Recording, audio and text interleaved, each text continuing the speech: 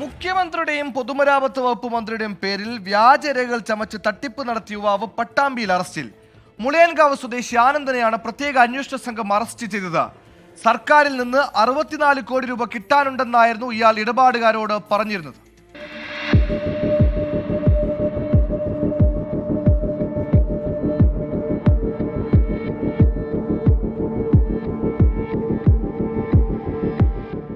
Business ആവശ്യത്തിനെന്ന് പറഞ്ഞ് മുതുതല സ്വദേശി കിഷോറിൽ നിന്ന് 61 ലക്ഷം രൂപയാണ് ഇയാൾ കൈപ്പറ്റിയത്. പണം തിരികെ ചോദിക്കുമ്പോൾ സർക്കാരിൽ നിന്നും തനിക്ക് 64 കോടി ലഭിക്കാനുണ്ടെന്ന് പരാതിക്കാരനെ പറഞ്ഞു വിശ്വസിപ്പിക്കുകയായിരുന്നു.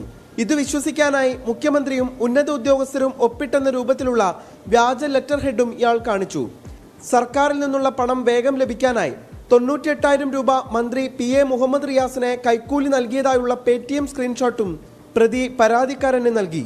അപകടം മനസ്സിലാക്കിയ പരാതിക്കാരൻ പട്ടാമ്പി പോലീസിനെ സമീപിക്കുകയായിരുന്നു.